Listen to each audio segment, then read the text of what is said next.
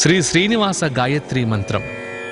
కోరిన కోర్కెలు తీరేందుకు ఈ మంత్రాన్ని 108 సార్లు జపించవలెను. ఓం నిరంజనాయ విద్మహే నిరాభాసాయ ధీమహి తన్నో శ్రీనివాస ప్రచోదయాత్. ఓం నిరంజనాయ విద్మహే నిరాభాసాయ ధీమహి తన్నో శ్రీనివాస ప్రచోదయాత్.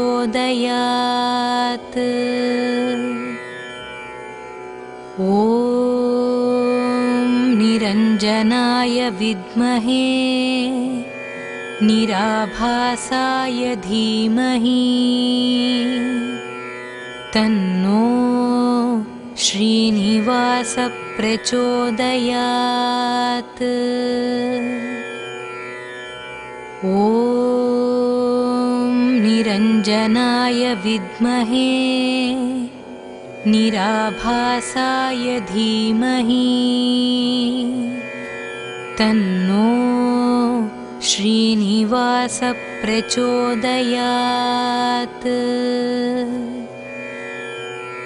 ఓం నిరంజనాయ విద్మహే నిరాభాసాయ ధీమహి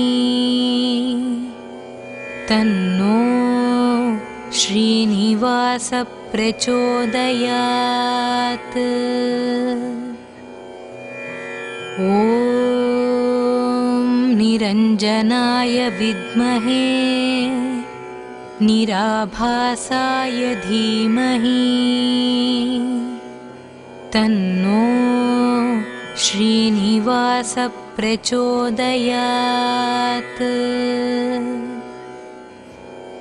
ఓం నిరంజనాయ విద్మహే నిరాభాసాయ ధీమహి తన్నో శ్రీనివాస ప్రచోదయాత్. ఓం నిరంజనాయ విద్మహే నిరాభాసాయ ధీమహి తన్నో శ్రీనివాస ప్రచోదయాత్.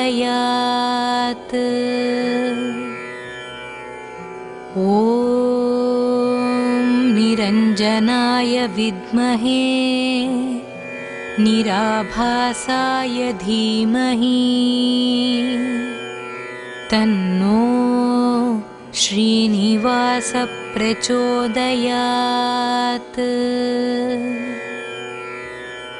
ఓం నిరంజనాయ విద్మహే నిరాభాసాయ ధీమహి తన్నో శ్రీనివాస ప్రచోదయాత్.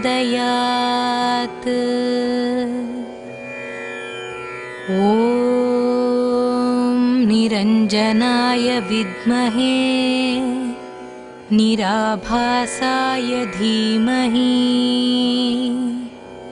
తన్నో శ్రీనివాస ప్రచోదయాత్.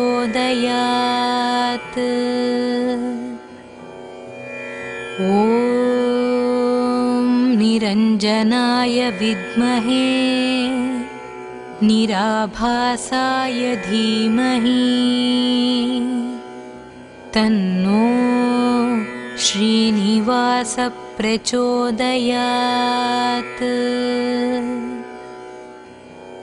ఓం నిరంజనాయ విద్మహే నిరాభాసాయ ధీమహి తన్నో శ్రీనివాస ప్రచోదయాత్.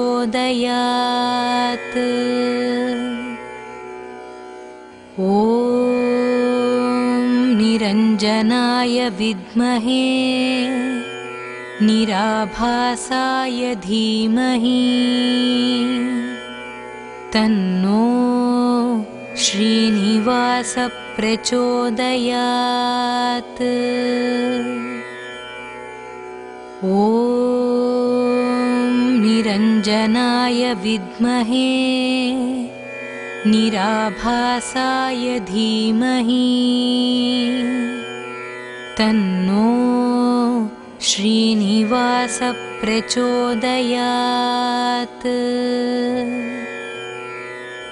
ॐ निरञ्जनाय विद्महे निराभासाय धीमहि तन्नो श्रीनिवास प्रचोदयात्। ॐ निरञ्जनाय विद्महे निराभासाय धीमहि तन्नो श्रीनिवास प्रचोदयात्। ॐ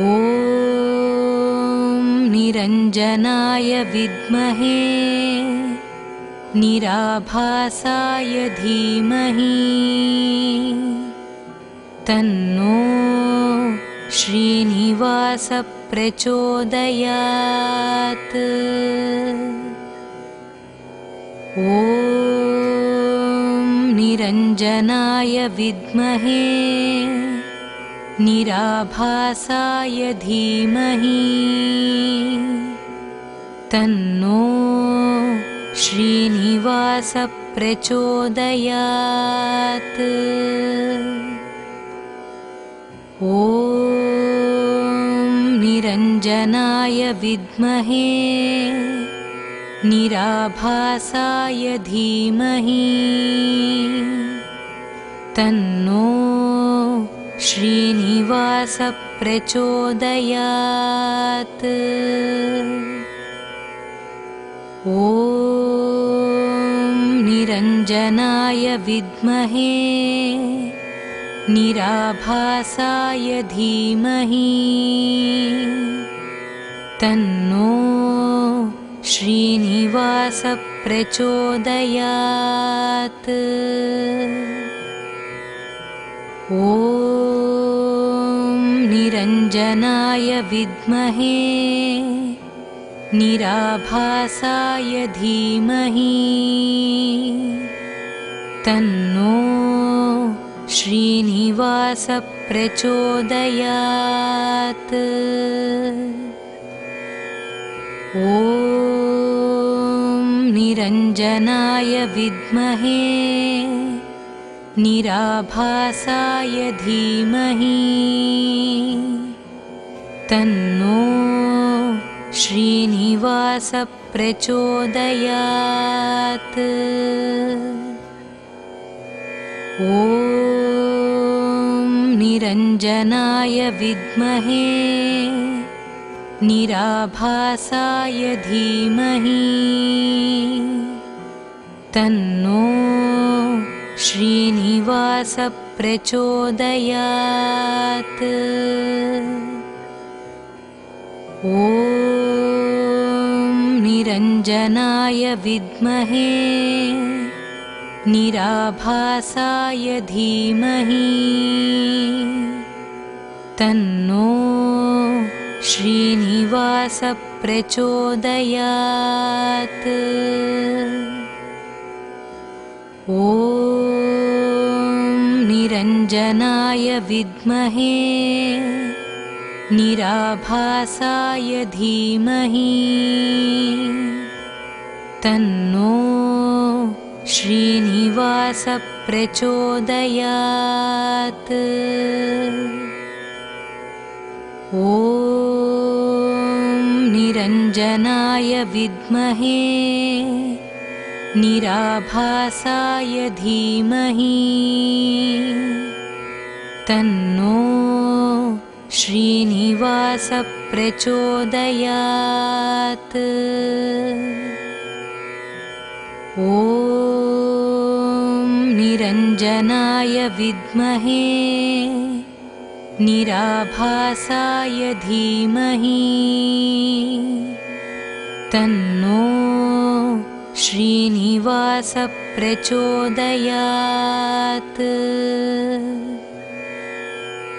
ॐ निरञ्जनाय विद्महे निराभासाय धीमहि तन्नो श्रीनिवास प्रचोदयात्। ॐ निरञ्जनाय विद्महे निराभासाय धीमहि तन्नो श्रीनिवास प्रचोदयात्। ॐ निरञ्जनाय विद्महे निराभासाय धीमहि तन्नो श्रीनिवास प्रचोदयात्। ॐ निरञ्जनाय विद्महे निराभासाय धीमहि तन्नो श्रीनिवास प्रचोदयात्। ॐ निरञ्जनाय विद्महे निराभासाय धीमहि तन्नो श्रीनिवास प्रचोदयात्। ॐ निरञ्जनाय विद्महे निराभासाय धीमहि तन्नो श्रीनिवास प्रचोदयात्। ॐ निरञ्जनाय विद्महे निराभासाय धीमहि तन्नो श्रीनिवास प्रचोदयात्। ॐ निरञ्जनाय विद्महे निराभासाय धीमहि तन्नो श्रीनिवास प्रचोदयात्। ॐ निरञ्जनाय विद्महे निराभासाय धीमहि तन्नो श्रीनिवास प्रचोदयात्। ॐ निरञ्जनाय विद्महे निराभासाय धीमहि तन्नो श्रीनिवास प्रचोदयात्। ॐ निरञ्जनाय विद्महे निराभासाय धीमहि तन्नो श्रीनिवास प्रचोदयात्। ॐ निरञ्जनाय विद्महे निराभासाय धीमहि तन्नो श्रीनिवास प्रचोदयात्।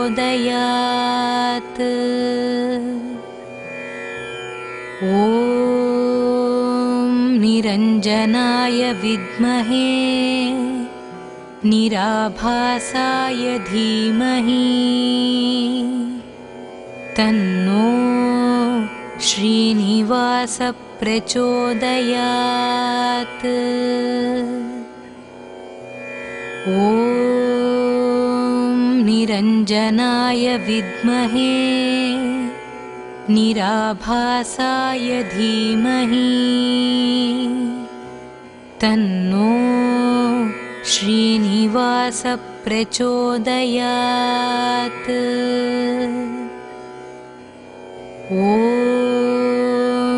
निरञ्जनाय विद्महे निराभासाय धीमहि तन्नो श्रीनिवास प्रचोदयात्।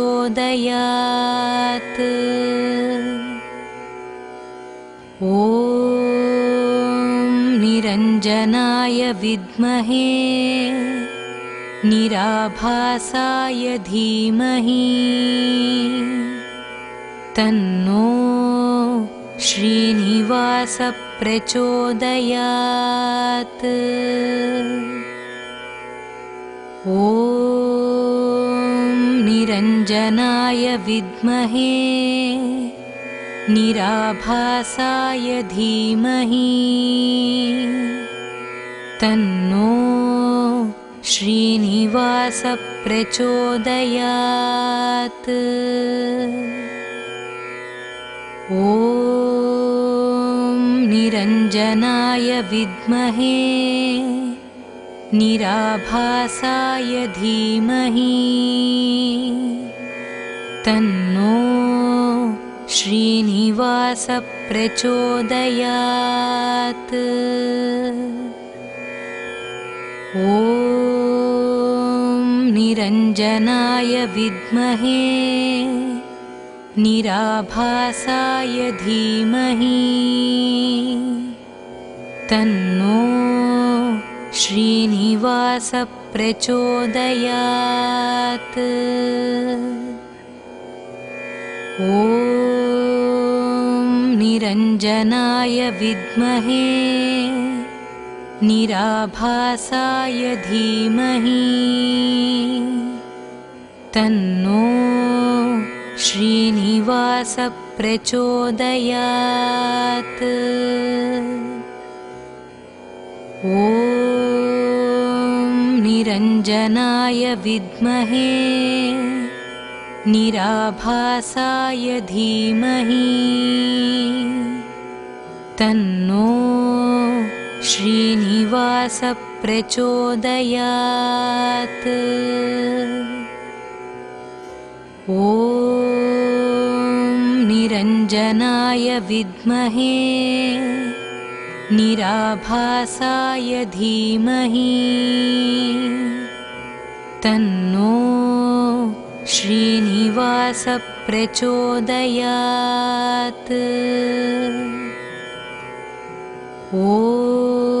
ॐ निरञ्जनाय विद्महे निराभासाय धीमहि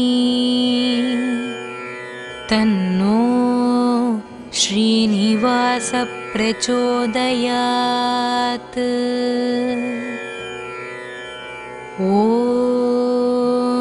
निरञ्जनाय विद्महे निराभासाय धीमहि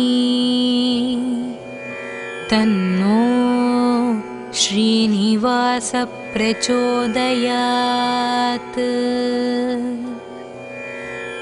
ॐ निरञ्जनाय विद्महे निराभासाय धीमहि तन्नो श्रीनिवास प्रचोदयात्। ॐ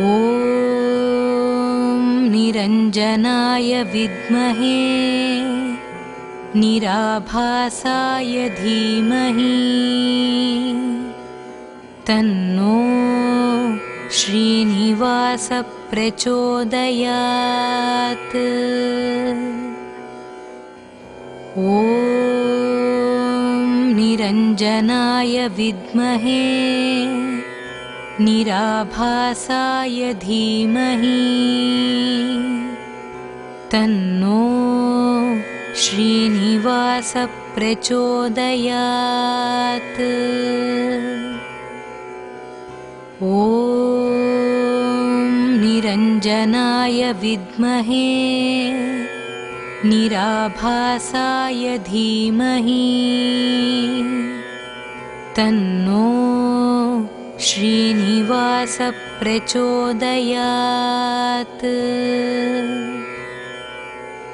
ॐ निरञ्जनाय विद्महे निराभासाय धीमहि तन्नो श्रीनिवास प्रचोदयात्। ॐ निरञ्जनाय विद्महे निराभासाय धीमहि तन्नो श्रीनिवास प्रचोदयात्। ॐ निरञ्जनाय विद्महे निराभासाय धीमहि तन्नो श्रीनिवास प्रचोदयात्। ॐ निरञ्जनाय विद्महे निराभासाय धीमहि तन्नो श्रीनिवास प्रचोदयात्। ॐ निरञ्जनाय विद्महे निराभासाय धीमहि तन्नो श्रीनिवास प्रचोदयात्। ॐ निरञ्जनाय विद्महे निराभासाय धीमहि तन्नो श्रीनिवास प्रचोदयात्।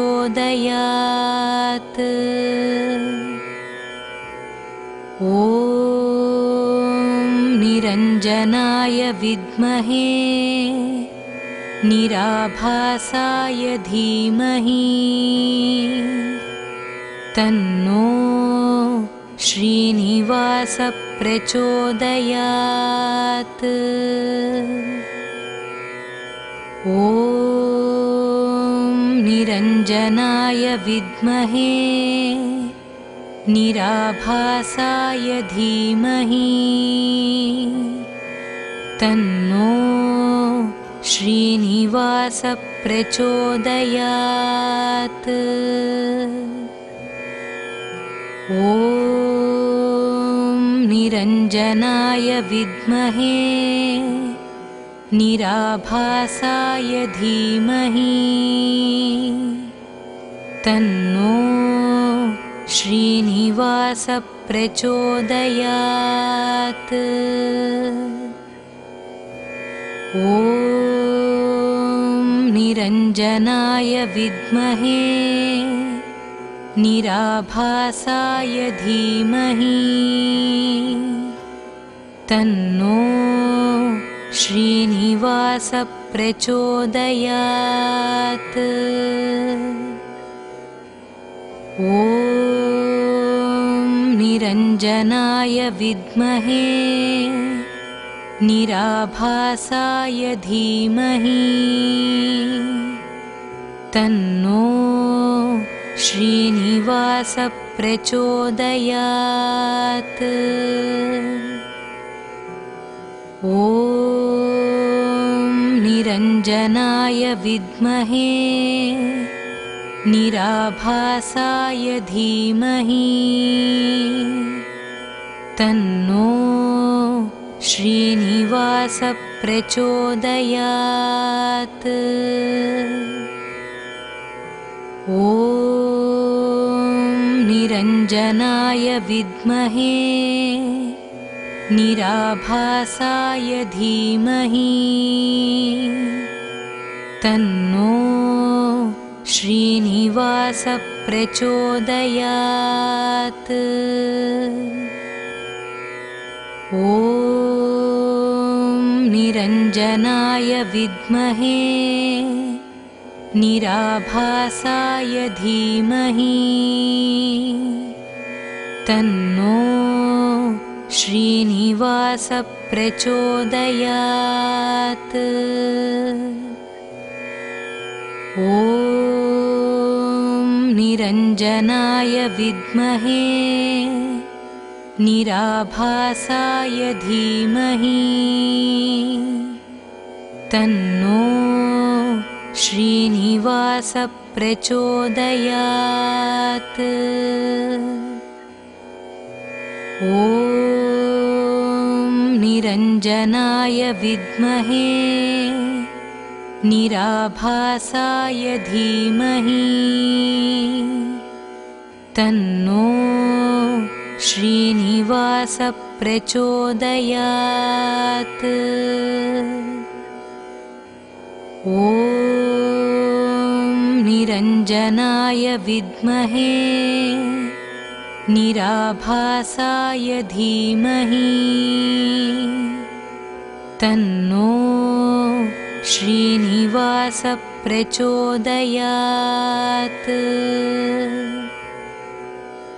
ॐ निरञ्जनाय विद्महे निराभासाय धीमहि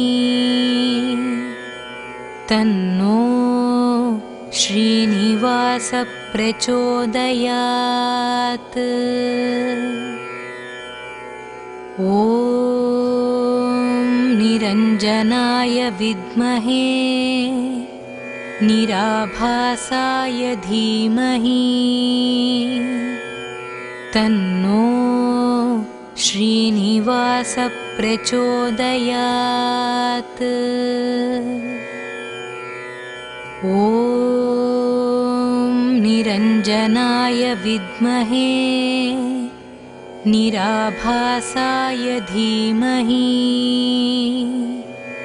तन्नो श्रीनिवासः प्रचोदयात्। ॐ निरञ्जनाय विद्महे निराभासाय धीमहि तन्नो श्रीनिवासः प्रचोदयात्। ॐ निरञ्जनाय विद्महे निराभासाय धीमहि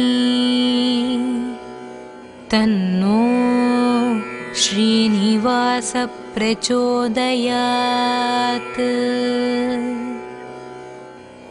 ॐ निरञ्जनाय विद्महे निराभासाय धीमहि तन्नो श्रीनिवासः प्रचोदयात्। ॐ निरञ्जनाय विद्महे निराभासाय धीमहि तन्नो श्रीनिवासः प्रचोदयात्। ॐ निरञ्जनाय विद्महे निराभासाय धीमहि तन्नो श्रीनिवासः प्रचोदयात्। ॐ निरञ्जनाय विद्महे निराभासाय धीमहि तन्नो श्रीनिवासः प्रचोदयात्। ॐ निरञ्जनाय विद्महे निराभासाय धीमहि तन्नो श्रीनिवास प्रचोदयात्।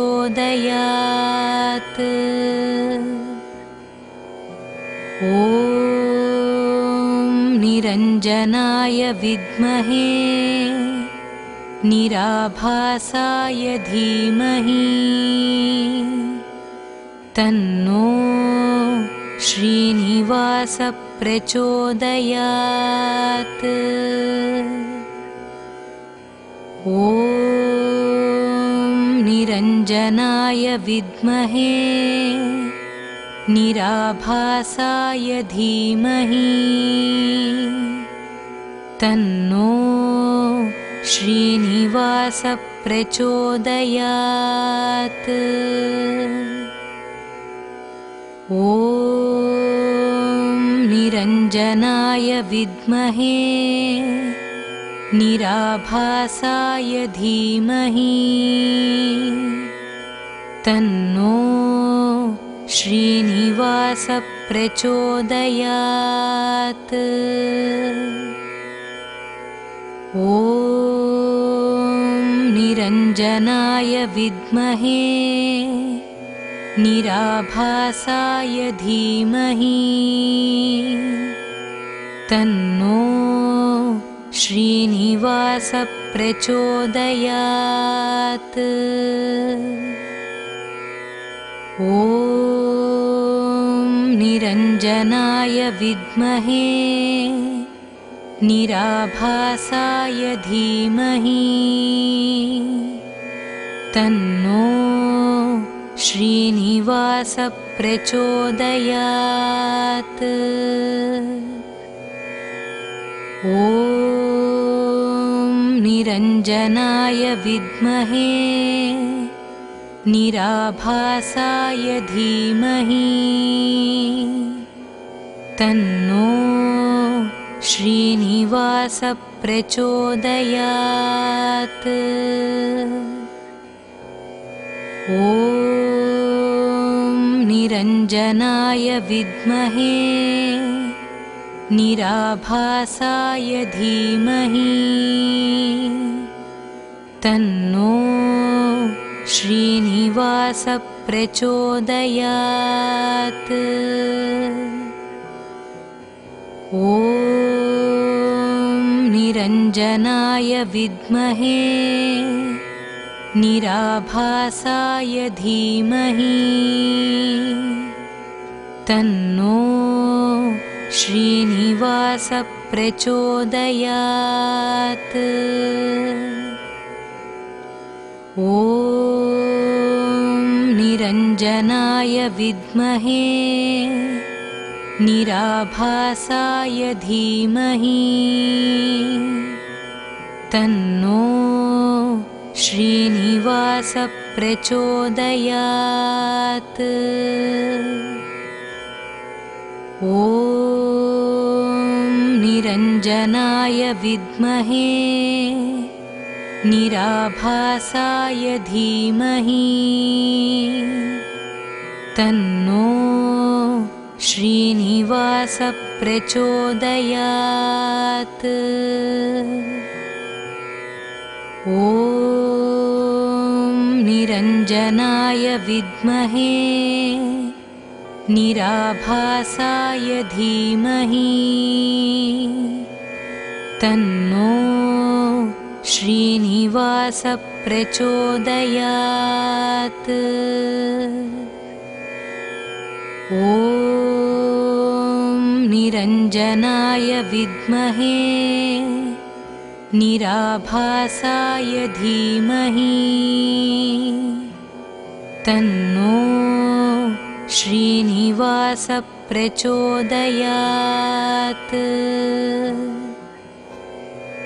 ॐ निरञ्जनाय विद्महे निराभासाय धीमहि तन्नो श्रीनिवास प्रचोदयात्। ॐ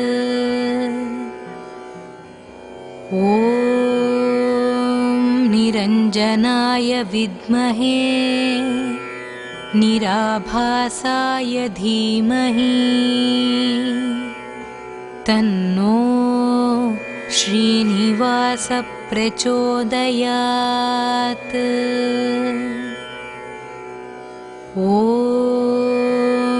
निरञ्जनाय विद्महे निराभासाय धीमहि तन्नो श्रीनिवास प्रचोदयात्।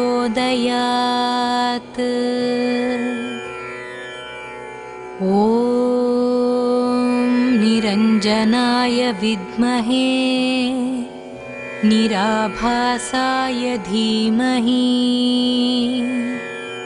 तन्नो श्रीनिवास प्रचोदयात्।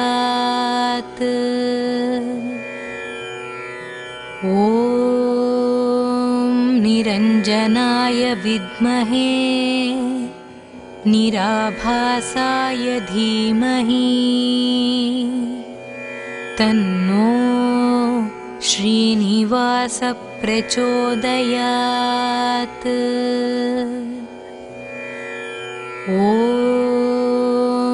निरञ्जनाय विद्महे निराभासाय धीमहि तन्नो श्रीनिवास प्रचोदयात्।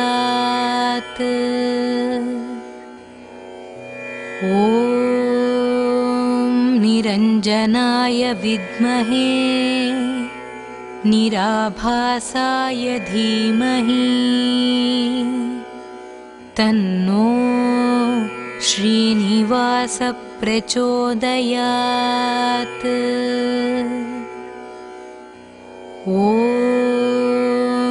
निरञ्जनाय विद्महे निराभासाय धीमहि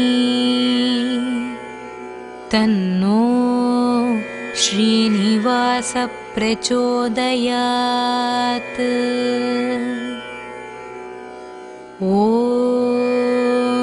निरञ्जनाय विद्महे निराभासाय धीमहि तन्नो श्रीनिवास प्रचोदयात्।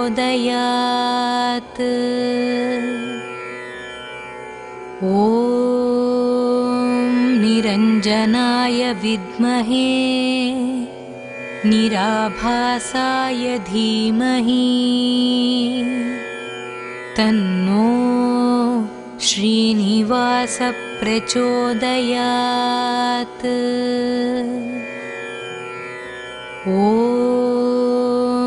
निरञ्जनाय विद्महे निराभासाय धीमहि तन्नो श्रीनिवास प्रचोदयात्।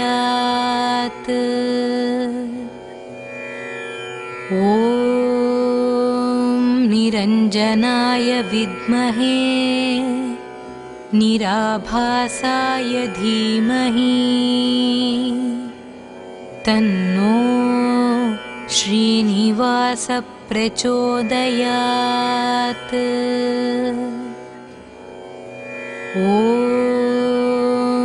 निरञ्जनाय विद्महे निराभासाय धीमहि तन्नो श्रीनिवास प्रचोदयात्।